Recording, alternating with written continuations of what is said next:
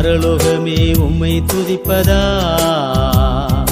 கர்த்தாவே அங்கே வாழ்கிறே, உம் ஆலயத்தில் உம்மை துதிக்கிறோ, கர்த்தாவே எழுந்தருளும். அல்லேலூயா. ஆண்டவர் நம்மோடு கூட பேசுவாராக. இந்த நாளிலும் ஆண்டுடைய சமூகத்தில் வந்து கர்த்தரை ஆராதிப்பதற்கு தேவன் நமக்கு செய்திருக்கிற அவருடைய கிருபைகளுக்காக நன்றி செலுத்துகிறேன். எத்தனை பேர் இந்த நாளில் ஆண்டவரே நீர் என்னோடு பேசும் என்று சொல்லி அமர்ந்திருக்கிறீங்க? ஆமென். பாருங்க, எல்லாரும் நல்லா கவனிங்க. ரட்சிக்கப்பட்ட தேவ பிள்ளைகளாகிய நமக்கு இந்த உலகத்தில் ஐஸ்வர்யங்கள் நமக்கு இருக்கலாம், நல்ல வேலைகள் இருக்கலாம், உலகத்தில் நமக்கு எல்லாம் இருக்கலாம். ஆனால் இதெல்லாம் நமக்கு உலகத்தில் இருந்தாலும் ஆண்டவருடையதான தயவும் கர்த்தருடையதான கிருபையும் நமக்கு இல்லாவிட்டால் இவைகளை ஒன்று நமக்கு அனுபவிக்க முடியாது. அப்போ நமக்கு என்ன தேவை அப்படின்னா, ஆண்டவருடையதான கிருபை நமக்கு தேவை. ஆமென். ஆண்டவருடைய கிருபை நமக்கு இல்லாமல் இந்த உலகத்தில் வாழ முடியாது. நம்ம வேதாகமத்தை முழுவதுமாக நாம் வாசிக்கும் பொழுது யாரெல்லாம் கர்த்தருடைய கிருபைக்காக காத்திருந்தார்களோ அல்லது தேவனுடையதான தொடுதலுக்காக காத்திருந்தார்களோ அவர்கள் எல்லாரும் அவர்கள் வாழ்ந்த காலத்தில் தேவனுடைய நன்மையினாலே திருப்தியானார்கள். ஆமென். வேத புஸ்தகத்தில் எழுதியிருக்கிற எல்லா வேத வாக்கியங்களும் நமக்கு கொடுக்கப்பட்டிருக்கிற நோக்கம், அவர்கள் தேவனோடு கூட சஞ்சரித்த பொழுது ஆண்டவர் அவர்களுக்கு என்ன செய்தாரோ அதையெல்லாம் நமக்கு செய்ய முடியும். அவர்கள் கர்த்தருடையதான வார்த்தைக்கு கீழ்ப்படியாமல் போன பொழுது எப்படிப்பட்ட தண்டனைகளை அவர்கள் அனுபவித்தார்களோ அதெல்லாம் இந்த காலத்தில் நம்முடைய வாழ்க்கையிலும் அனுபவிக்க முடியும். அப்ப என்னதான் இருந்தாலும் நம் ஆண்டோடைய கிருபைக்கு காத்திருக்கிறதான் நமக்கு முக்கியம். அல்லேலூயா. ஆகவே அன்பான தேவ பிள்ளைகளே, இந்த நாளில் பரிசுத்த ஆவியானவர் நம்மோடு கூட இடைபெறுவாராக.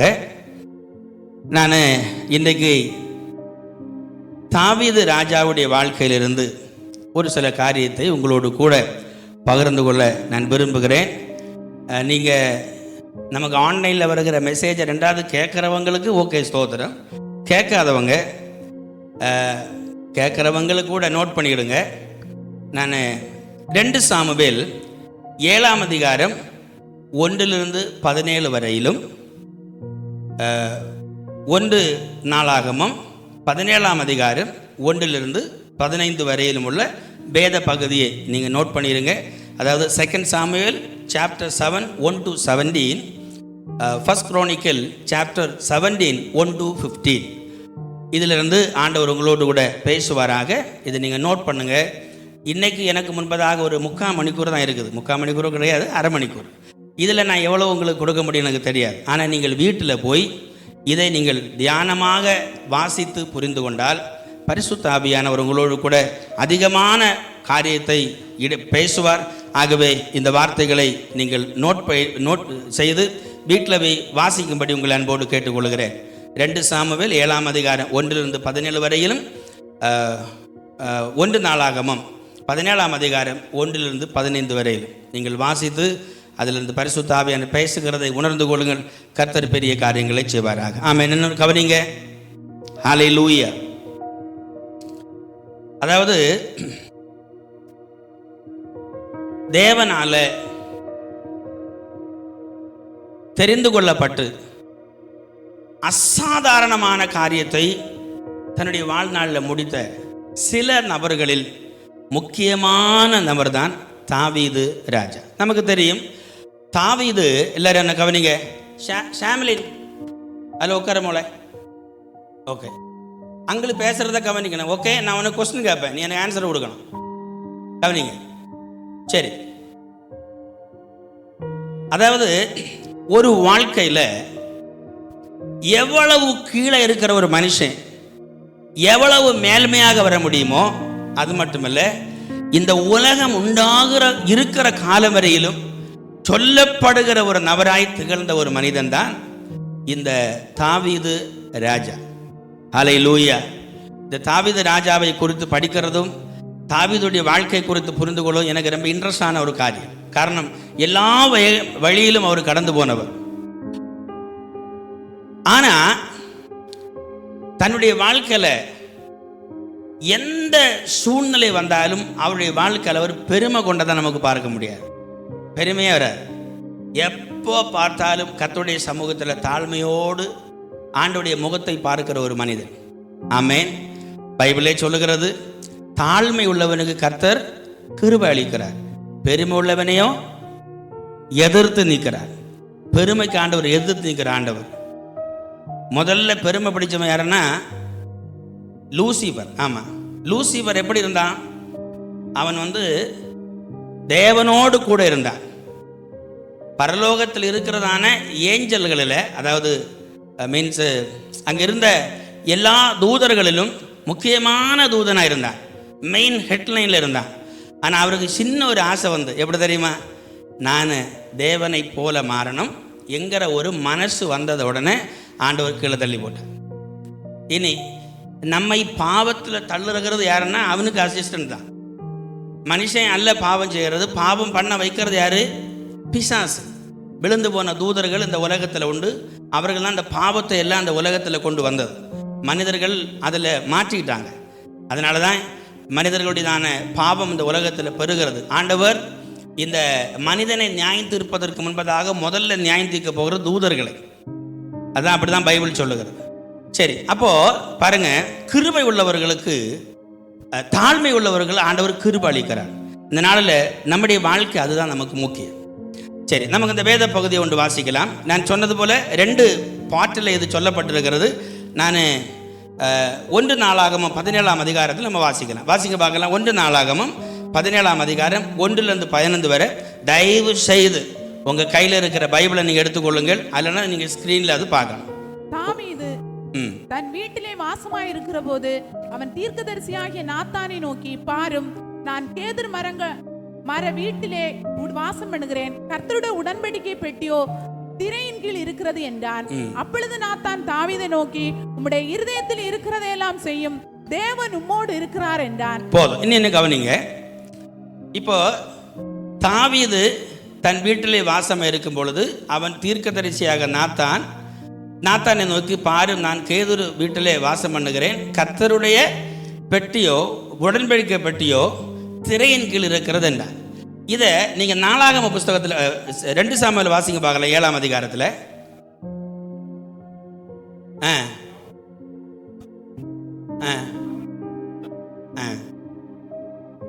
ஆமென். என்ன அது நீங்க அதை படிக்கணும். அதாவது தன்னுடையதான எதிரிகளை எல்லாம் ஆண்டவர் வீழ்த்தி போட்டார். இப்ப அவருக்கு என்ன இல்லை? பயம் இல்லை. இப்ப ரெஸ்டில் இருக்கிற நேரம், யாரும் எதிரி இல்லை, ரொம்ப ஹம்பிளா ஹாப்பியா இருக்கிற நேரம். இந்த தாவீது ஆண்டவர் செஞ்ச நன்மைகள் எல்லாம் அவர் உணர்ந்து பார்க்கிறார். இந்த உணர்ந்து பார்க்கும் பொழுது தன்னை ஒரு கேதுரு மர வீட்டில் நான் இருக்கிறேன் அப்படின்னா, நம்ம இன்னைக்கு இருக்கிற அளவில் என்ன எடுக்கலாம்? பயலிய ராஜ கொட்டாரு, பெரிய ஹை லெவலில் அவர் இருக்கிறார். ஆனால் தேவனுடைய ஆலயமாக வேண்டிய அந்த உடன்படிக்கை பற்றி இருக்கிற அது திரையின் கீழே வைக்கப்பட்டிருக்கிறது. இது நம்ம பார்வைக்கு ரொம்ப சிம்பிளாக தான் இருக்கும், ரொம்ப சிம்பிளாக தான் இருக்கும். ஆனால் அதை பார்க்க வேண்டிய முறையில் பார்த்தா இந்த ஆசீர்வாதங்களுக்கெல்லாம் காரணமே அதுதான். ஹல்லேலூயா. அதாவது ரட்சிக்கப்பட்ட தேவ பிள்ளைகளாகிய நமக்கு தெரியும், நம்ம இந்த உலகத்தில் நடத்துகிறது கர்த்தர், நன்மைகளை தருகிறார் அவர், ஜீவன் சுகம் பலன் எல்லாம் அவர் தான் தருகிறார். அவர் இல்லைன்னா நம்ம இல்லை. ஹல்லேலூயா. அவருடைய கிருபையும் அவருடைய வழி நடத்துதலும் இல்லை என்றால் நம்மிடத்துல ஒன்றுமே இல்லை, நம்ம பிக் ஜீரோவாக மாறிடும். ஸோ அவர் தான் எல்லாம் நமக்கு தருகிறார். இப்போ தாவீதும் அதை உணர்ந்தார். உணர்ந்து தன்னுடைய ரெஸ்டிங் டைமில் அவர் சொல்லுகிறார், ஆண்டவரே, நான் இவ்வளோ ராஜ அரண்மனையில் இருக்கிறேன், ஆனால் உம்முடைய இந்த உடன்படிக்கை பற்றி திரையின் கீழே சுற்றி வைக்கப்பட்டிருக்கிறதே என்கிற ஒரு விருப்பம். என்ன அவர் மனதில் கொண்டாருன்னா நமக்கு தெரியும். ஒரு ஆலயத்தை, தேவனுக்கு ஒரு ஆலயத்தை கட்ட வேண்டும் என்கிறதான ஒரு விருப்பம் இந்த தாவீதுக்கு இருந்தது. எல்லாரும் கவனிக்கிறீங்களா? ஓகே. ஆலயம் கட்டணும். ஏன் அந்த மாதிரி ஒரு எண்ணம் அந்த தாவீதுக்கு வர காரணம் என்னன்னா, இந்த தாவீது ராஜா மனதில் நினைக்கிற காலம் கிட்டத்தட்ட கிமு 900 காலகட்டங்களில் நம்ம வைத்துக் கொள்வோம். அதுதான் அதனுடைய காலகட்டங்கள். அந்த காலகட்டத்தில் கிமுல, ஓகே, பிசி, அதாவது இஸ்ரவேல் தேவனாகிய கர்த்தருக்கு ஒரு மகிமையான ஆலயம் இல்லை. ஆனா அந்த காலத்துல தேவர்கள் என்று அறியப்பட்ட தேவர்களுக்கு பெரிய பெரிய ஆலயங்கள் கட்டி வைத்திருந்தார்கள், பெரிய பெரிய சுரூபங்கள் பண்ணி வைத்திருந்தார்கள். இதெல்லாம் இந்த தாவீது பார்த்த பொழுது, தேவனே இல்லாத தேவர்களுக்கு இவ்வளவு பெரிய ஆலயத்தை கட்டும் பொழுது, என் தேவனாகிய கர்த்தர் என்னுடைய வாழ்க்கையில் அவர் செஞ்ச பிராக்டிக்கல் எக்ஸ்பீரியன்ஸ், இந்த தெய்வத்துக்கு நான் என்ன செய்ய முடியும் என்கிற ஒரு உணர்வை கொண்டு வருகிறார். ஹல்லேலூயா. என்ன கேட்கிற அன்பான தேவ பிள்ளைகளே, நம்ம ஆண்டவரை நம்முடைய அனுபவத்தோடு ஒப்பிட்டு பார்த்தால் மட்டுமே நீங்கள் ஆராதிக்கிற தேவன் உயர்ந்தவராய் தெரிவார். நம்ம சம்டைம்ல கடவுளை பார்க்கிறது ரட்சிக்கப்படாத மக்கள் வாழுகிறது போல, அவர்களுடைய வாழ்க்கையில் நடக்கிறது போல நம்ம ஒப்பிட்டு பார்த்தா நம்முடைய ஆண்டவருடைய வலிமை நமக்கு தெரியாது. ஹல்லேலூயா. 73 சங்கீதத்தினது தாவீது சொல்லுகிறார், அதாவது துன்மார்க்கனுடைய வாழ்வை நான் காண்கையில் அவர்கள் மேல நான் பொறாமை கொண்டேன். காரணம், நான் எல்லா நாளும் பரிசுத்தம் சுத்தம் ஆண்டவருக்கு கட்டளை பிரமாணம் என்று சொல்லி என்னை நான் ஒடுக்கி நான் கீழ்ப்படுத்துகிறேன். ஆனால் துன்மார்க்கனோ துன்மார்க்கமாய் வாழ்கிறான், மனம் போல வாழ்ந்து இந்த உலகத்தில் மேன்மையாய் வருகிறான். ஆனா அவனுடைய அந்த புரிதல் பார்க்கும் பொழுது, ஆனால் ஒன்று, ஆண்டவரே அவர்கள் எல்லாரும் சறுக்கலான இடத்துல நிற்கிறார்கள். சறுக்குனா என்ன? இந்த உலக வாழ்க்கை முடிந்த பிற்பாடு ஒரு வாழ்க்கை அவங்களுக்கு இல்லை. நானோ மகிமையில் உண்மை தரிசிப்பேன். ஹல்லேலூயா. ஒன்னு கரங்களை தட்டி ஆண்டவருக்கு நன்றி செலுத்துவோமா? உற்சாகமாக நல்ல தட்டுங்க பார்க்கலாம். ஹல்லேலூயா, ஹல்லேலூயா. அன்பான தேவ பிள்ளைகளே, நம்முடைய வாழ்க்கையில் நம்ம முதல்ல தெரிந்து கொள்ள வேண்டிய ஒரு காரியம் என்னன்னா, எல்லாரும் புரிந்து கொள்ள வேண்டிய காரியம், நாம் இயேசு கிறிஸ்துவுடைய இரத்தத்தினாலே மறுபடியும் பிறந்தவர்கள், கர்த்தருடைய வசனத்தினாலே மறுபடியும் பிறந்து இயேசு கிறிஸ்துவுடைய இரத்தத்தினால நம்முடைய பாவம் கழுவப்பட்டு நாம் தேவனுடைய பிள்ளைகளாய் இந்த உலகத்தில் இருக்கிறோம் என்பதை நாம் மறந்துவிடக்கூடாது. ஆமென். இந்த உலகத்தில் நமக்கு இருக்கிறதான the first quality redeemed people, விடுதலையாக்கப்பட்டவர்கள். அதுக்கு இனி ஒரு அர்த்தம் சொன்னா recreated people, மறுபடியும் உருவாக்கப்பட்டவர்கள். ஆதாமுடைய சந்ததியில் வந்த நம்ம இயேசு கிறிஸ்துடைய வார்த்தையினாலே மறுபடியும் ஜெனிப்பிக்கப்பட்டவர்கள். ஹல்லேலூயா. நாம் மற்ற ஜனங்களை போல அல்ல, நாம் அசாதாரணமானவர்கள், நம்ம டிஃபரண்ட் பீப்புள். ஆமென். நீங்க பாருங்களேன், நம்ம நீங்க அறிவுபூர்வமா நீங்க பார்க்கலாம், இந்த உலகத்துல நிறைய வசதி இருக்குது, பணங்கள் இருக்குது, மேன்மை இருக்குது, ஆரோக்கியம் இருக்குது. வாழ்க்கையில் 70, 80, 90 வருஷம் இந்த உலகத்தில் வாழ்கிறார்கள், நல்ல சாப்பிட்றாங்க. ஆனா ஒரு நாள் இந்த உலகத்திலிருந்து மாண்டு போகும் பொழுது அவர்கள் விட்டு செல்லுகிறதான வசதிகள் வாய்ப்புகள் யார் எடுத்துட்டு போறாங்க? நீங்க சரித்திர பரம்பரையா நீங்க எடுத்து பார்த்தீங்கன்னா, ராஜ குடும்பங்கள் இன்றைக்கு இல்லை. ராஜ குடும்பங்கள்ட்ட தானே எல்லா சொத்துக்களும் இருந்து, இன்றைக்கு ராஜா குடும்பத்தில் இருந்த மக்கள் ஒரு 5-8 தலைமுறைகளுக்கு பிற்பாடு அவர்கள் வேலை செய்ய வேண்டிய கட்டாயம். அப்ப இன்றைக்கு இருக்கிற நாள் என்ன நடக்கும் நமக்கு தெரியாது. ஆனால் ரட்சிக்கப்பட்ட தேவ பிள்ளைகளாக நமக்கு ஒரு ஒரு ஒரு ஒரு நம்பிக்கை உண்டு. இந்த உலகத்தில் நான் இயேசுவை ஏற்றுக்கொண்டிருக்கிறதுனால, இயேசுடைய இரத்தத்தினால என் பாவம் கழுவப்பட்டிருக்கிறதுனால எனக்கு ஒரு ரட்சிப்பின் சந்தோஷம் உண்டு. ஹல்லேலூயா. இயேசு எனக்கு தருகிற அந்த சந்தோஷம், ஏது பிரச்சனைகள் ஏது வேதனைகள் மத்தியிலும் அவர் என்னோடு கூட இருக்கிறது எனக்கு தெரியும். ஹல்லேலூயா. யோபு பக்தனுடைய வாழ்க்கையில எத்தனை உபத்திரங்கள் தன்னுடைய வாழ்க்கையில வந்தது.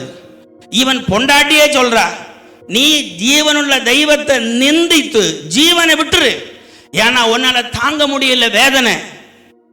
யோபு பக்தன் என்ன சொல்றான் தெரியும்? பைத்திய காரியம் பேசாத, தேவனிடத்துல நம்ம நன்மையை வாங்கி இருக்கிறோமே, தின்மை வந்த சகிக்க முடியாத இந்த மனோபாவத்தை கொடுத்தது யாரு? வேதனை தாங்க முடியாமல் எத்தனையோ பேர் இந்த உலகத்தில் மாற்றப்பட்டிருக்கிறார்களே, சூசைட் பண்ணியிருக்கிறார்களே. ஆனா அதுல தாங்கும்படியான கிருபை தருகிறவர் யார்? ஹல்லேலூயா. மரணம் ஒரு தீர்வு அல்ல, இந்த மாய்த்துக் கொள்ளுகிற தீர்வு அல்ல, அடுத்து வர பயங்கர பிரச்சனை. ஆனால் யோபு பக்தன் என்ன சொன்னான் தெரியுமா? என் மீட்பர் உயிரோடு இருக்கிறார். ஹல்லேலூயா. நான் போகும் வழி அவர் அறிவார். இந்த எக்ஸ்பீரியன்ஸ் எங்க வருதுன்னா, பிகாஸ் ஆஃப் தி ரிலேஷன். நாம மறுபடியும் ஜெனிபிக்கப்பட்டதுனால அந்த ரிலேஷன். தாவீது ராஜா அரண்மனையில் இருந்த பொழுது, எதிரிகளை எல்லாம் வீழ்த்தின பொழுது, வசதிகள் வாய்ப்புகள் இருந்த பொழுது, அதில் அவனால சந்தோஷிக்க முடியல. காரணம் என்ன தெரியுமா? இதற்கெல்லாம் காரணம் என் ஆண்டவர். என் ஆண்டவருடைய பெட்டி திரையின் கீழ் இருக்கும் பொழுது நான் எப்படி ராஜமேன்மையில் இருக்க முடியும்? ஹல்லேலூயா. என்ன கேட்கிற அன்பான தேவ பிள்ளைகளே, நம்முடைய வாழ்க்கையில the first priority, முக்கியமான பகுதி, நாம் கர்த்தருக்கு கொடுத்து வாழணும். அது ஜெபமா இருக்கலாம், ஆண்டவருக்கு செய்கிற ஊழியமா இருக்கலாம், கர்த்தருக்கு கொடுக்கிற வாட்எவர் இட் இஸ், எதுவா இருந்தாலும் நம்முடைய வாழ்க்கையினுடைய முக்கிய பகுதி நாம் கர்த்தருக்கு பிரியமானதை செய்யணும். ஏன் தெரியுமா? ஏன்னா நமக்கு ஆண்டவர் இந்த ஆயுசு இருக்குல்ல, இந்த வாழ்க்கை, இதெல்லாம் கர்த்தர் தந்ததான தானம். ஆமென். ஆண்டவர் தந்தது நம்முடைய திறமையில. அப்போ நம்ம ஆண்டவருக்கு முக்கியத்துவம் கொடுக்கணும். அதுதான் தாவீது சொன்னார், ஆண்டவரே நீர் எனக்கு செய்ததற்கு நான் என்ன திருப்பி செலுத்த முடியும்? இந்த ஒரு மனோபாவத்தை இந்த தாவீது மனதில் கொண்டதுனால ஆண்டவர் இந்த தாவீதை பார்த்து சொல்றாரு. ஆண்டவருக்கு அதனால தான் ஆண்டவர் வசனம் சொன்னார், என் இருதயத்துக்கு ஏற்ற தாசனாய் மாறினேன், ஆண்டவருக்கு பிடித்தமானவனாய் மாறினேன். காரணம் என்ன தெரியுமா? தப்பு செஞ்சாலும் நேரே காலில் விழுந்துருவார். என்ன தன்னுடைய வாழ்க்கையில் வந்தாலும் ஸ்ட்ரைட்டா தேவ சமூகத்தில் போகிற ஒரு மனோபாவம். நம்ம என்ன கொஞ்சம் தப்பெல்லாம் பண்ணிட்டு அவனு சொல்லி மாறிடுவோம். அப்படி இல்லை ஆண்டவர் தாவீது அப்படி கிடையாது, ஸ்ட்ரைட் அவே தேவ சமூகம் தான். ஹல்லேலூயா. அப்போ ஆண்டவர் இந்த இருதயத்தில் இருக்கிற அந்த ஏக்கத்தை கண்டு ஆண்டவர் சொல்றாரு, நான் செய்ய போகிற காரியங்கள் பெரிதாக இருக்கு. அதை குறித்து 1-2 வசனங்களை மட்டும் நம்ம தியானிக்க போகலாம். முதல்ல இவன் இதை உணர்வதற்கான காரணம் வாசிங்க பார்க்கலாம். 1 சாமுவேல் புஸ்தகம் அதில் முதலாவது அந்த 7வது வசனத்தை வாசிங்க பார்க்கலாம். 7வது வசனம். இப்போதும் நீ என் தாசனாகி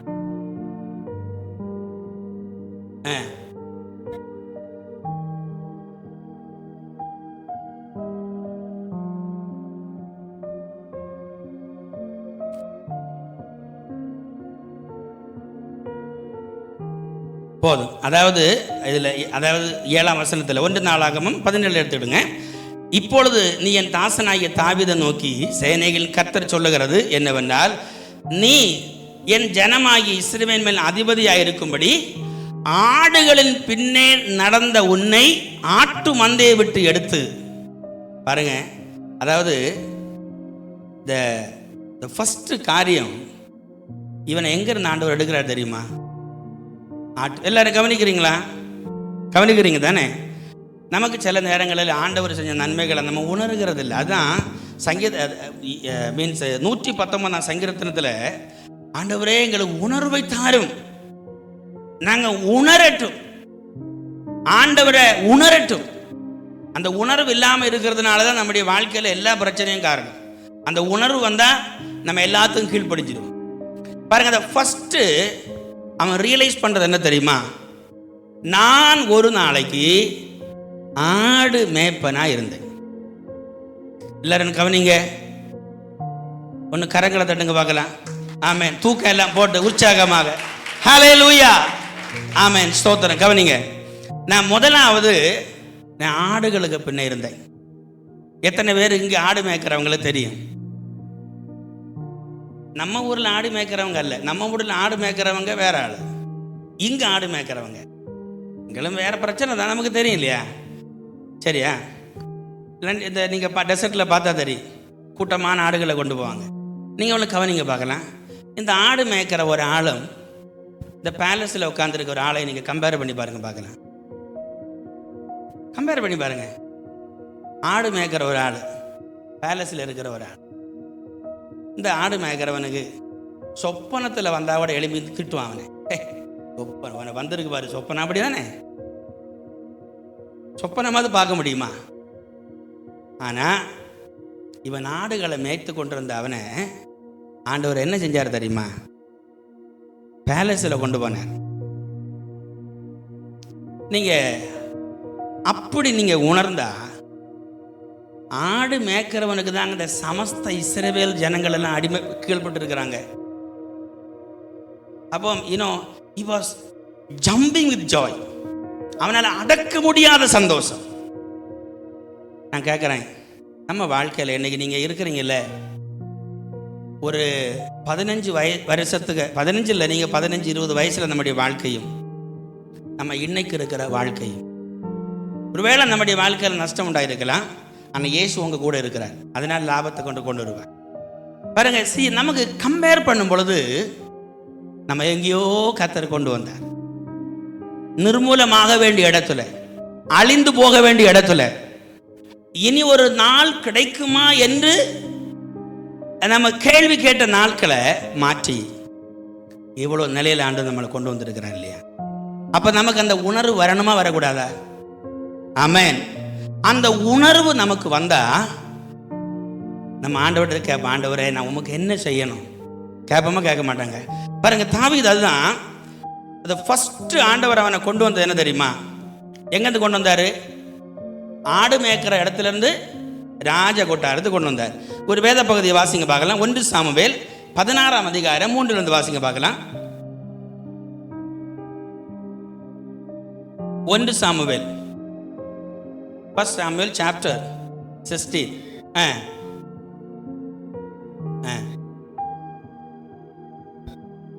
1 சாமுவேல் இல்லை 3 வாசிங்க. ஐவா கரெக்ட்.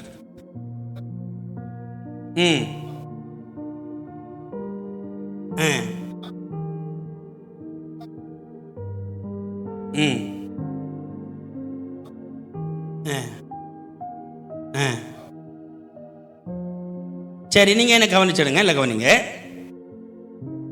இப்போ நான் எந்த பொலிட்டிக்கல் லீடரையும் சொல்லலை, அட்லீஸ்ட் நீங்கள் இமேஜின் பண்ணி பாருங்களேன். ஓகே, நம்ம இந்தியாவிலையோ எந்த நாட்டிலையோ ஒரு பொலிட்டிக்கல் லீடர், நல்ல வாய்ஸ் இருக்கிற ஒரு பர்சன், ஓகே, அந்த ஆளுக்கு எதிராக ஒரு ஷார்ட்டா பாய் நின்று ஜெயிக்கிறான்னு வச்சுங்களேன். ஆப்டால் ஒன்றுமே இல்லாத ஒரு ஆள் ஜெயிக்கிறாருன்னா, அந்த இதுவரையிலும் மீன்ஸ் பொலிட்டிக்கல் பிரைம் மினிஸ்டராக இருந்த ஆள் இவரை என்ன செய்வார்? தட்டி கொடுப்பாரா? இவனை கொல்லுறதுக்கு ஏதாவது வழின்னு பார்ப்பாங்க, அப்படி தானே? எங்கே தெரியுமா அவர் ஃபைட் பண்ணுறாரு? அதாவது 40 ஆண்டுகள் இஸ்ரவேலில், சமஸ்த இஸ்ரவேலில் ராஜாவாக இருந்த சவுலை தள்ளிவிட்டு அவனுக்கு பிளேஸ்லையாக இவர் ஃபைட் பண்ணுறது. இது தாரது கர்த்தராக இருந்தாலும் யார் தான் வந்தாலும் நீங்கள் ஃபைட் மனுஷனை தானே பார்க்கணும், அப்படி தானே? நீங்கள் அந்த நம்முடைய எதிர்கோஷ்டிகள் நம்மளை பார்க்குறத நீங்கள் புரிஞ்சுக்கிட்டா தெரியும். தாவீது சொல்கிறாரு, அவருடைய கோபம் என்மேல் மூழ்கையில் கர்த்தர் என் கூட இல்லைன்னா உயிரோட விழுங்கி இருப்பார்கள். அவ்வளவு முகத்தில் கையில் பாத்திரலன்னு சொல்லியிருப்பாங்கல்ல. இந்த ஆப்டால் ஆடு மேய்க்கிற தாவீது, நீங்கள் நான் சொன்ன நான் இமேஜின் பண்ணிடுங்க. டெசர்ட்லேருந்து இருக்கிற ஆடு மேய்க்கிற ஒரு ஆளையும் பாருங்க, பேலஸில் இருக்கிற ஆளையும் பாருங்களேன். இந்த ஆளு போய் அங்கே ஃபைட் பண்ண முடியுமா? கேட்டுக்கு உள்ளே போக முடியுமா? இல்லையா? ஆண்டவர் சொல்றாரு, எல்லாரும் கவனிங்க. ஆண்டவர் சொல்றாரு, அதாவது ஈசாயின் பிள்ளைகளை, ஈசாயை நீ எனக்கு விருந்து கூப்பிட்டுக்கோ, அதில் பிள்ளைகள் எல்லாம் என்ன செய்யணும்? உள்ளே கொண்டு வரணும். எதுக்கு? சவுலுக்கு பிளேஸில் ராஜாவை அபிஷேகம் பண்ணுறதுக்கு. ஆனால் ஈசா என்ன நினைச்சாரு தெரியுமா? நல்ல எக்ஸசைஸ் எல்லாம் பண்ணி பாடி பில்டப் பண்ணி வச்சிருக்கிற நல்ல மசில் பவரில் ஒரு 4-5 பேர் எடுத்து விட்டார். ஆண்டவர் சொன்னா இதெல்லாம் ஜுஜுபி, ஹல்லேலூயா, இதெல்லாம் வேஸ்ட். யோசிச்சு பாருங்களேன்.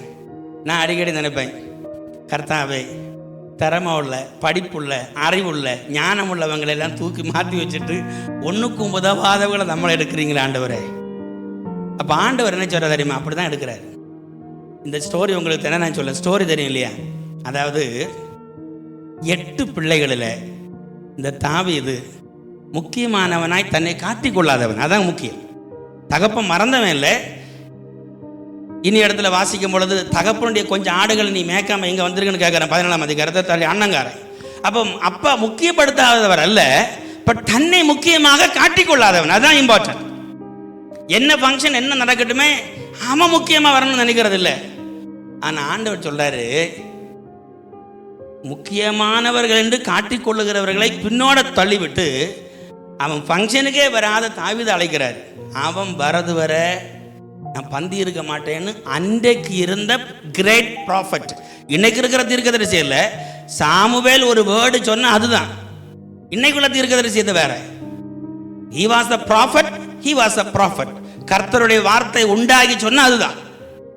அப்ப இந்த தீர்க்கதரிசி ஒரு வில்லேஜில் வந்தாலே அவங்களுக்கு பயம் உண்டாகும். அப்படிப்பட்ட தீர்க்கதரிசி சொல்றாரு, தாவீது வாருகுதுன்னா சாப்பிட மாட்டேன். பாருங்களேன், ஃபர்ஸ்ட் தன் சகோதரருடைய மத்தியில ஆண்டவர் இந்த தாவீதை ராஜ அபிஷேகம் கொடுத்து அவர் அபிஷேகிக்கிறார். எங்க தெரியுமா? சவுலுக்கு பிளேஸ்ல ராஜாவாக மாறுவதற்கு. ஒன்று கரங்களை தட்டி ஆண்டவருக்கு நன்றி செலுத்துவோமா? உற்சாகமாக ஹல்லேலூயா. அந்த வசனத்தை உள்கொண்டு கைதட்டி கர்த்தரை துதிக்கணும். ஹல்லேலூயா, ஹல்லேலூயா.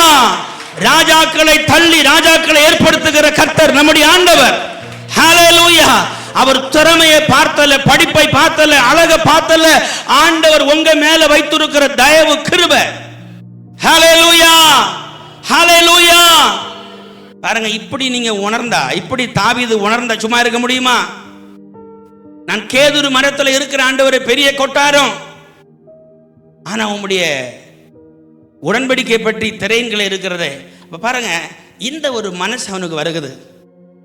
அண்ணனுடைய மத்தியில, பெரிய ஜனங்களுடைய மத்தியில என்ன செய்யறார் தெரியுமா? ஆண்டவர் அவனை அதை ஃபர்ஸ்ட் கனப்படுத்துகிறார். ஆமென். இனி இரண்டாவது 1 நாளாகமம் புஸ்தகத்தோட 8ஆம் வசனம் வாசிங்க பார்க்கலாம். போன இடமெல்லாம் உன்னோட இருந்து உன் சத்துருக்களை எல்லாம் உனக்கு முன்பாக நிர்மூலமாக்கி பூமியில் இருக்கிற பெரியோர்களின் நாமத்திற்கு ஒத்த நாமத்தை உனக்கு உண்டாக்கினேன். பாருங்க, ஹல்லேலூயா. எல்லாரும் கவனிக்கிறீங்களா? அதாவது ஸ்கூல்ல படிக்கிற டைம்ல எல்லாம் நம்ம எல்லாம் என்ன கனவு கண்டிருப்போம்னு தெரியும். நீங்க எல்லாம் என்ன கனவு கண்டீங்களோ தெரியாது.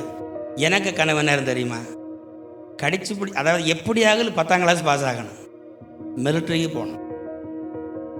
அது அந்த காலத்தில் உள்ள ஒரு கனவு. அப்புறமா இருக்கிற கனவு, ஐடிஐ படித்த ஒருபாடு எப்படியாவது ஒரு வெளிநாட்டுக்கு போகணும், 1 லட்சம் ரூபா சம்பாரித்து வீடை பார்த்து வரணும். நான் அங்கேருந்து வரும்பொழுது சொன்னேன், ஆண்டவர்கிட்ட சொன்னேன், கர்த்தாவே 5000 ரூபா கிடைச்சா போதும். இப்போ என்ன வாங்குறீங்கன்னு கேட்காதீங்க, 5000 ரூபா கிடைச்சா போதும்.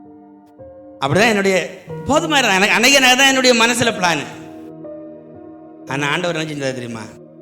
நான் மிலிட்ரி போனால் போதும்னு சொன்னனே, நான் மிலிட்ரியில் வேலை செய்யவும் 5000 ரூபான்னு சொன்னனே, எத்தனையோ மடங்கும் கூட்டி கொடுத்து ஆண்டவருடைய சேவையிலையும் கர்த்தர் வச்சிருக்கிறேன். உங்களுடைய வாழ்க்கை உங்களுக்கு தெரியுது. நான் என் லைஃபை சொன்னேன் பாருங்க. ஆண்டவருடைய பிள்ளைகளாகிய நமக்கு தெய்வம் நம்மை நடத்துகிற பாதை பாருங்க. தாவீது என்ன சொல்றாரு தெரியுமா? ஆண்டவர் சொல்றாரு, நீ போன இடங்களில் எல்லாம் உன்னை பாதுகாத்து, உன்னை எதிராகி வந்தவர்கள் எல்லாம் நிர்மூலமாக்கி. நீங்க பாருங்களேன், நம்ம வாழ்க்கையில நம்ம கடந்து வந்த பாதைகள் அது சிம்பிள் அல்ல. நீங்க உங்களுடைய ப்ரீவியஸ் 2 வருஷத்துக்கு பின்னாடி போயிருப்பாங்களா? வியாதி வந்த பொழுது, கடன் வந்த பொழுது, தனிமை வந்த பொழுது, பிரச்சனை வந்த பொழுது, குடும்பத்தில் பிரச்சனை வந்த பொழுது, அங்க எல்லாம் கர்த்தர் நம்மோட இருந்ததுனால. ஹல்லேலூயா. ஒன்று கரங்களை தட்டி ஆண்டவருக்கு நன்றி செலுத்துவோமா? ஹல்லேலூயா, ஆமென், ஸ்தோத்திரம். வாசிங்க 1 சாமுவேல் புஸ்தகம் 17ஆம் அதிகாரம் 45 வாசிக்க பார்க்கலாம்.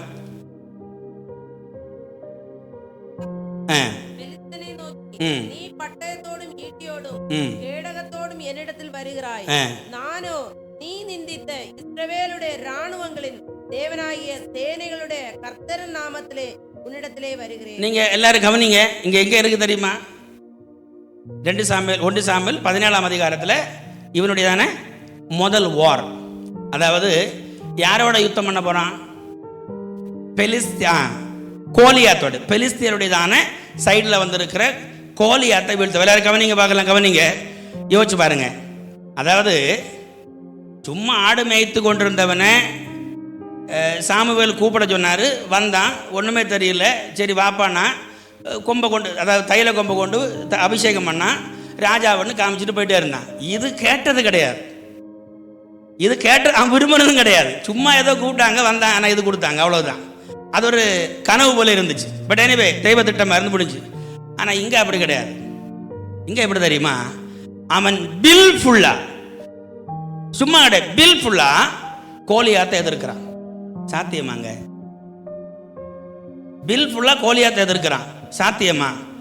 அதாவது அறிவுபூர்வமா சாத்தியம் அல்ல, அனுபவபூர்வமா சாத்தியம் அல்ல, ட்ரைனிங் இல்லை, இது ஒன்றும் இல்லை.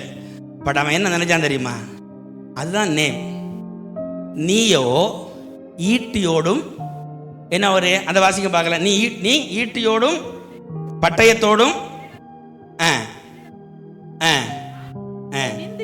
இஸ்ரவேலுடைய ராணுவங்களின் தேவனாகிய சேனைகளுடைய கர்த்தரின் நாமத்திலே உன்னிடத்தில் வருகிறேன். ரைட், எல்லாரும் உன்னை கவனிங்க பார்க்கலாம். நல்ல கைத்தட்டி ஆண்டவருக்கு நன்றி சொல்லுங்க பார்க்கலாம்.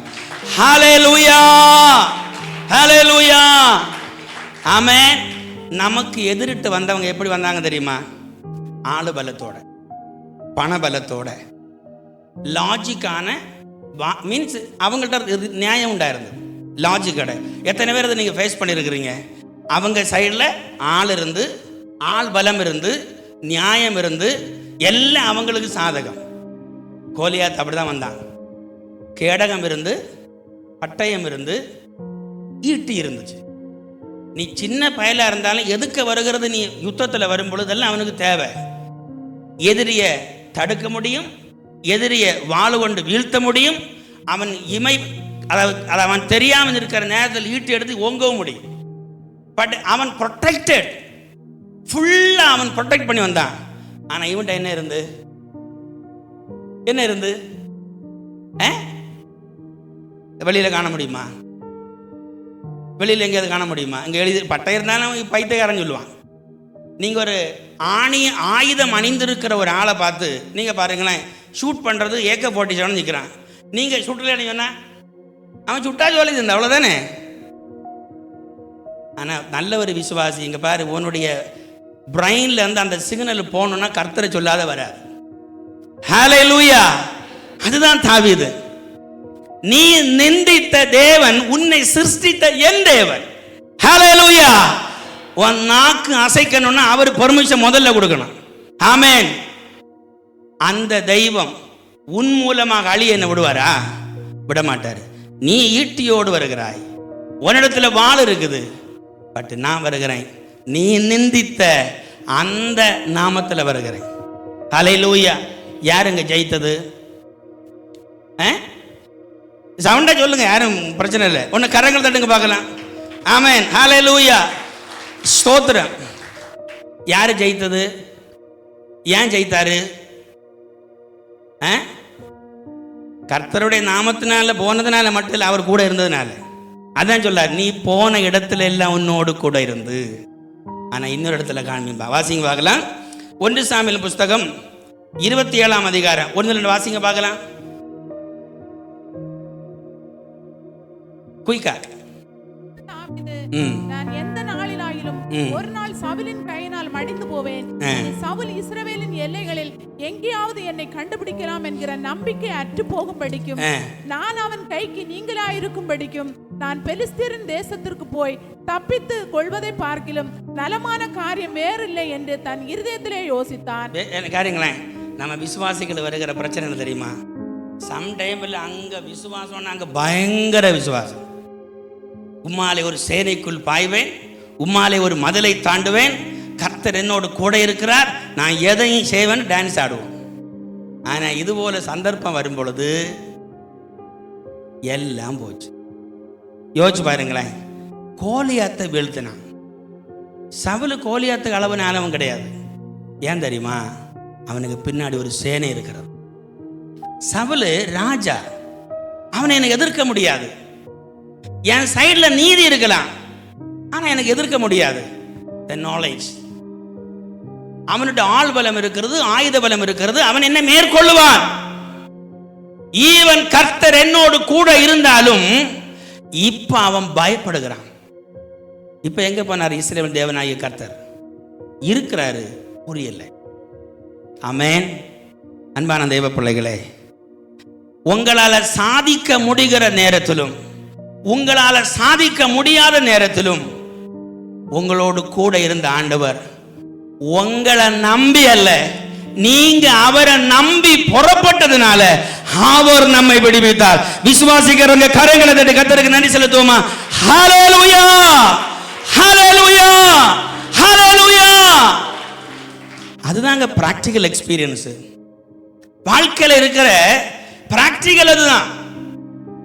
நம்ம எவ்வளவு வேணாலும் பேசிக்கிடலாம், ஆனா கோலியாத்தை வீழ்த்தின தாவீது தன்னுடைய வாழ்க்கையில எல்லாம் நொந்து போய் கன்க்ளூஷன்ல வருகிறான்.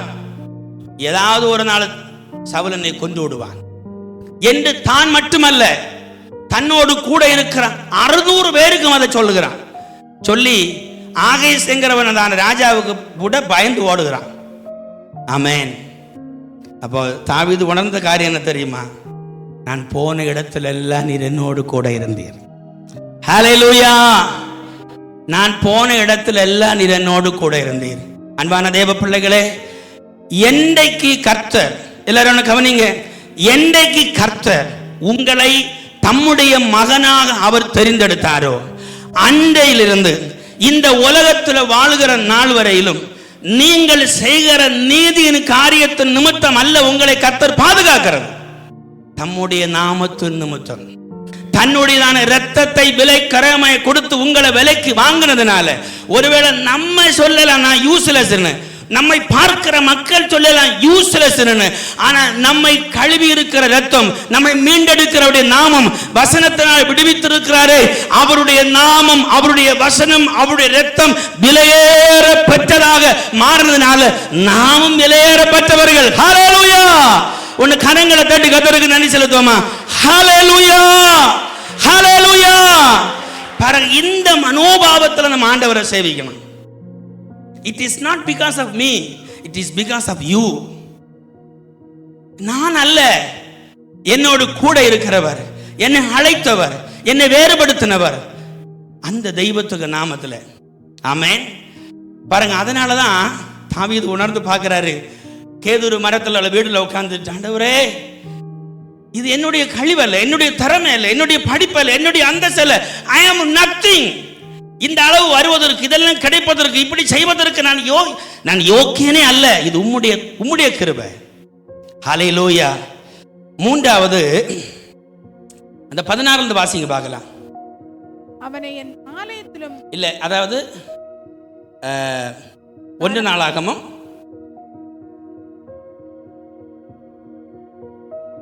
16 1 நாளாகமம் 16 வாசிங்க.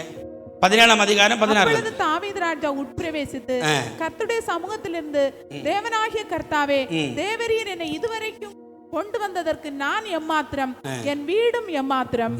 தேவனே, இது இன்னும் உம்முடைய பார்வைக்கு கொஞ்ச காரியமா இருக்கிறது என்று தேவனாகிய கர்த்தராய் இருக்கிற நீர் உமது அடியானுடைய வீட்டை குறித்து வெகு தூரமாயிருக்கும் காலத்து செய்தியையும் சொல்லி என்னை மகா மேன்மையான சந்ததியின் மனுஷராக பார்த்தீர். போதும், கவனிங்க.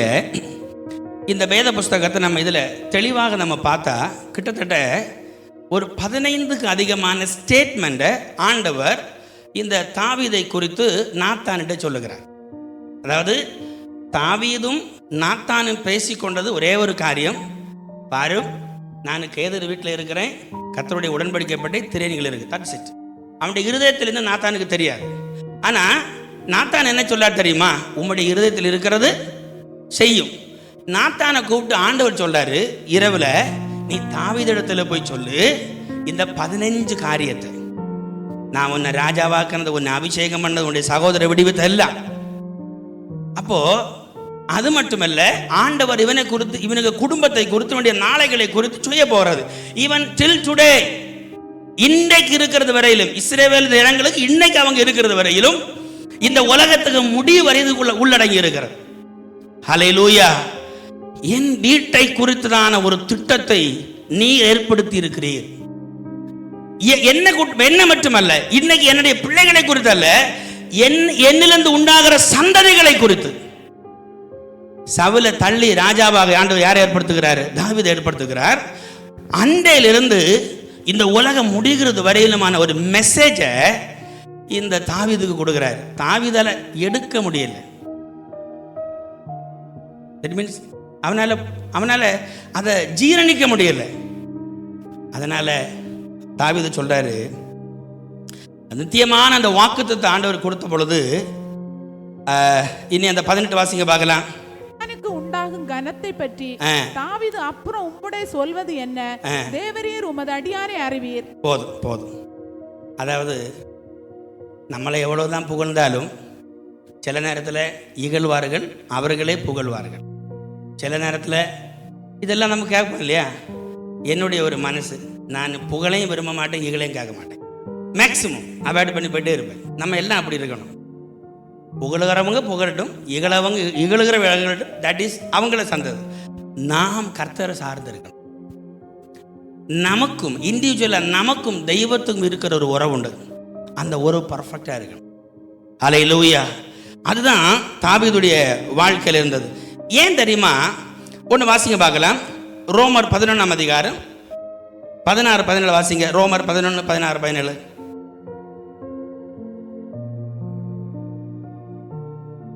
மேலும் முதற்பலனாகிய மாவானது பரிசுத்தமாயிருந்தால் பிசைந்தமா முழுவதும் பரிசுத்தமாயிருக்கும். வேறானது பரிசுத்தமாயிருந்தால் கிளைகளும் பரிசுத்தமாயிருக்கும். சில கிளைகள் முறித்து போடப்பட்டிருக்க காட்டொலிவு மரமாகிய நீ அவைகள் இருந்த இடத்தில் ஒட்ட வைக்கப்பட்டு ஒலிவ மரத்தின் வேருக்கு சாரத்துக்கும் உடன் பங்காளியா இருந்தாயானால் நீ அந்த கிளைகளுக்கு விரோதமாய் பெருமை பாராட்டாதே. பெருமை பாராட்டுமாயானால் நீங்க என்ன கவனிங்க, இந்த இவ்வளவுதான் சொல்லப்பட்டிருக்கிறது. பாருங்க, தாவீது ராஜாவுக்கு ஆண்டவர் இவ்வளவு வாக்குத்தத்தத்தை கொடுத்தார். நீங்க பிரணிக்க முடியாது. ராஜாக்கள் வருகிறார்கள், ராஜாக்கள் போகிறார்கள். நீங்க இன்னைக்கும் பார்க்குறீங்க அவங்களுடைய செழுமையான ஒரு வாழ்க்கை, அவங்களை கர்த்தர் வச்சிருக்கிற இடம். நம்ம எப்படி இதில் என்ட்ராகிறோம்? நம்ம இதில் எப்படி என்ட்ராகிறோம்னா, அதாவது அவர்கள் கிளை, அவங்க கொஞ்சம் கிளையை உடைச்சி மாற்றிட்டு அந்த கிளையில் நம்மளை எறிஞ்சார் ஆண்டவர், ஒட்ட வைக்கப்பட்டார். இப்போ நீங்கள் கேளுங்களேன், இப்போ நம்ம அன்பான தேவ பிள்ளைகளே, இயேசு கிறிஸ்துவை சொந்த ரட்சகராக ஏற்றுக்கொண்ட நம்ம, அதாவது இயேசு கிறிஸ்துவுக்கு காலத்துக்கு முன்ன நம்ம இந்த உலகத்தில் இல்லை, இயேசு கிறிஸ்துடைய காலத்துக்கு பிற்பாடு நம்ம இந்த உலகத்தில் வந்தோம். இப்போ நம்ம எங்கே ஒட்ட வைக்கப்பட்டிருக்கிறோம்? ஆபிரகாமுடைய விசுவாசத்தில் நம்ம ஒட்ட வைக்கப்பட்டிருக்கிறோம். ஹல்லேலூயா. அப்போ அவர்களுக்கு தெய்வம் கொடுத்திருக்கிற எல்லா வாக்குத்தத்தமும் நமக்கும் சொந்தமானது. ஹல்லேலூயா. அவர்களுக்கு கர்த்தர் கொடுத்த எல்லா வாக்குத்தத்தமும் நமக்கு சொந்தமானது. தாவீது கொடுத்த வாக்குத்தத்தம் எல்லாம் நமக்கு சொந்தமானது. எதன் மூலம்? வாசிங்க கலாத்தியர் 3ஆம் அதிகாரம் 12, 13, 14. குயிக்கா வாசிங்க பார்க்கலாம்.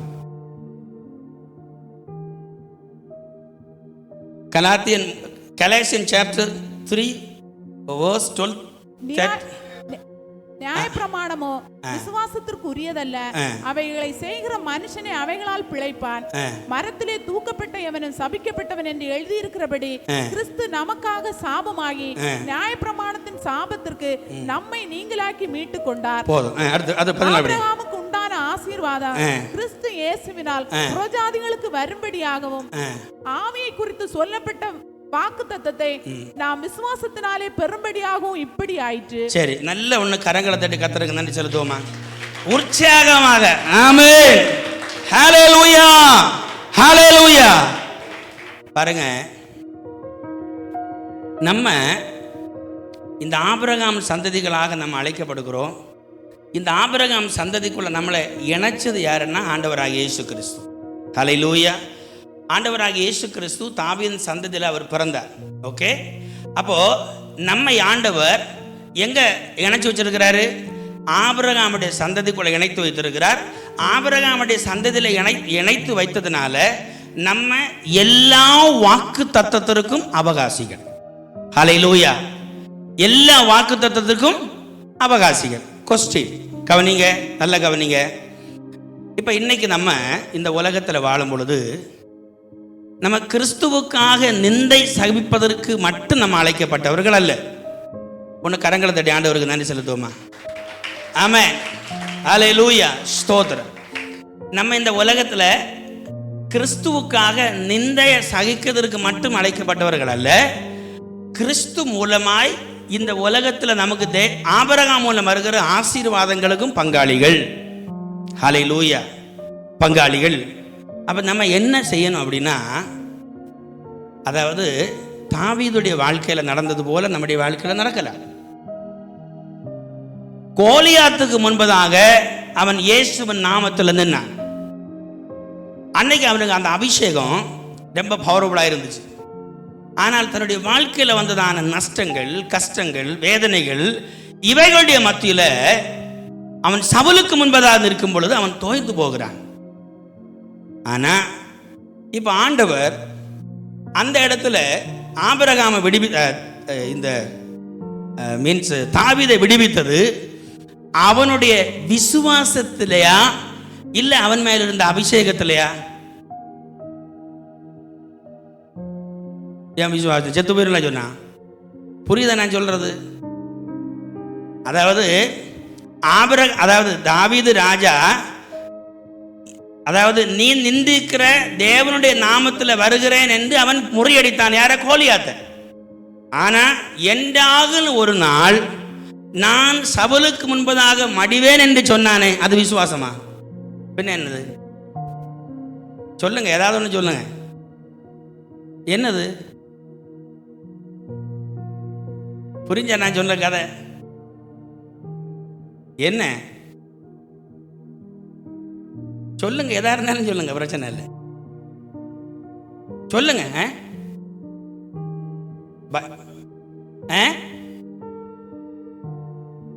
பலவீனான ரசிக்கப்பட்டானா? பலகீனமான? எல்லாரும் கவனிங்க. தாவீதை உலகத்துல மனிதர்களாகிய நம்ம மனிதர்கள் தான். நீங்க அதுல விசுவாசியானாலும் சரிதான், ஆண்டவரை ஏற்றுக்கொண்டால் எல்லா மனுஷனும் பலகீனம் ஆவதற்கு வாய்ப்பு உண்டு. ஏன்னா நம்ம ஆதாமுக்கு சந்ததிகள் தான். நமக்கு பலகீனம் உண்டாகும். நம்முடைய வாழ்க்கையில் மிஸ்டேக் ஹேப்பன்ஸ். நீங்கள் அதுலேருந்து வெளியே வர முடியாது. ஆனால் ஒன்று, நம்ம அழைத்த தெய்வம் இருக்கிறார் இல்லையா, நம்ம அழைத்த தெய்வம் நம்ம பலகீன நேரத்தில் அவருக்கு பலம் தருவார். அப்படி தானே? எலியாவுக்கு கர்த்தர் பலம் கொடுத்தாரா? கொடுத்தாரு இல்லையா? பாருங்க, இந்த தாவீது ஆண்டவர் இந்த இடத்துல விடுவிக்க காரணம் என்ன தெரியுமா? ஆல்ரெடி ராஜாவை சும்மா மேலே உட்கார வைக்க முடியாது. அதாவது கரெக்ட் ஆண்டவர் அவனுக்கு நல்ல ட்ரைனிங் கொடுத்து, நல்ல ட்ரைனிங் முடிந்த பிற்பாடு அவனை சமஸ்த இஸ்ரவேலுக்கு ராஜாவாக மாற்றினார். இப்போ தாவீது என்ன நினைச்சிருப்பார் தெரியுமா? நான் சவுலையே வீழ்த்தினேன், சாரி நான் கோலியாத்தையே வீழ்த்தினேன். சவுல் எனக்கு ரொம்ப சிம்பிள் நினைச்சிருப்பான். அதனால ஆண்டவர் அவனுக்கு கற்றுக் கொடுத்த ஒரு காரியம் என்ன தெரியுமா? அது சிம்பிள் அல்ல. ஆனா நீ துரத்தப்படணும், நீ நஷ்டம் அடையணும், உன்னுடைய வாழ்க்கையில் இதெல்லாம் வரணும். இதெல்லாம் வரும் பொழுது நீ உன் திறமையில நிற்கிறேன்னு நீ சொல்ல மாட்ட, நீ அவருக்கு கிருபையில நிற்பேன்னு சொல்லுவேன். ஹல்லேலூயா. இப்போ தாவீது வந்து அவர் புரிந்து கொள்ளுகிற ஒரு காரியம், கர்த்தாவே நான் இப்போ அறிஞ்சிருக்கிறேன், உம்முடைய கிருபை இல்லாமல் என்னால் ஒன்றுமில்லை. ஆகவே தான் அன்பான தேவ பிள்ளைகளே, சங்கீதக்காரன் தாவீது எழுதுகிற வசனங்கள் எல்லாம் பார்த்தீங்களா, ஆண்டவரே உம்முடைய கிருபை, ஆண்டவரே உம்முடைய பலன், ஆண்டவரே உம்முடைய பாதுகாப்பு அப்படின்னு கர்த்தருக்கு மேல முழு சரண்டர். அல்லேலூயா. தன்னுடைய வாழ்க்கையில கற்றுக் கொடுத்தார். என்ன கேட்கிற அன்பான தேவ பிள்ளைகளே, இந்த நாளில் மெசேஜ் முடியல, தொடர்ச்சியாக நம்ம அடுத்து பார்ப்போம். ஆண்டவர் நமக்கு சொல்லுகிற ஒரு காரியம் என்ன தெரியுமா? உங்க மேல ஒரு அபிஷேகம் உண்டு, உங்க மேல ஒரு அழைப்பு உண்டு. உங்களை கர்த்தர் தெரிந்தெடுத்திருக்கிறார். நம்ம ஆபிரகாம் சந்ததிகளாக நம்ம அழைக்கப்பட்டிருக்கிறோம். இயேசு கிறிஸ்து நமக்காக பரிந்து பேசுகிறார். இயேசு கிறிஸ்து நம்மோடு கூட இருக்கிறார். நம்ம செய்ய வேண்டிய ஒரு காரியம் என்ன தெரியுமா? எந்த சூழ்நிலையும் நீங்கள் அவரை சார்ந்து வாழணும். எந்த சூழ்நிலையும் அவரை மட்டும் நம்பி வாழணும். நம்ம சாதாரண மக்கள் அல்ல, நம்ம அசாதாரண மக்களாக தேவன் அழைத்திருக்கிறார். நீங்கள் ஃபேஸ் பண்ணுகிற பிரச்சனை ஆண்டவருக்கு சுலபமானது. ஹல்லேலூயா. அது எதுவா இருந்தாலும் மனுஷனுடையதான கொஸ்டினுக்கு சொல்யூஷன், ஆன்சர் ஜீசஸ் தான். இயேசு மட்டுமே மனுஷனுக்கு எழும்புகிற கேள்விகளுக்கெல்லாம் பதில். இயேசு மட்டுமே மனுக்குலத்தின் காயங்களுக்கு பதில். அவரால் இல்லாம வேற ஒன்றும் இல்லை. ஹல்லேலூயா. இன்னைக்கு அவரை நம்ம அறிந்திருக்கிறோம். நம்முடைய வாழ்க்கையும் அதன்படி போகுமானால் நம்மையும் ஆண்டவர் இந்த உலகத்தில் ஒவ்வொரு நாளும் தாவீது ராஜாவை காப்பாற்றினது போல காப்பாற்றி அவனை அதிசயங்களை காண வைத்து கேதுரு மரத்தில் உட்கார்ந்துருது. ஆண்டவரை, இதற்கு நான் யோக்கியன் அல்ல, இதெல்லாம் எனக்கு கிடைச்சிருந்தாலும் I couldn't enjoy these all the things, but ஆண்டவர் உம்முடைய கிருபைக்கு நான் காத்திருக்கிறேன். ஆண்டவரே, I want to come to your presence. நீ தான் எனக்கு தேவை என்று சொல்ல காரணம் என்ன தெரியுமா? கடந்த காலத்தில் உள்ள எக்ஸ்பீரியன்ஸ். ஹல்லேலூயா. இன்னைக்கு அவர் போதும் என்று நம்ம இறங்கி வருவோமானால் நம்முடைய வாழ்க்கையில எல்லாவற்றையும் அவர் பார்த்துக் கொள்வார். நீங்க பேச வேண்டிய தேவையில்லை, நீங்க யுத்தம் பண்ண வேண்டிய தேவையில்லை, கர்த்தர் செய்வார். ஹல்லேலூயா. எழும்பி நிற்போமா?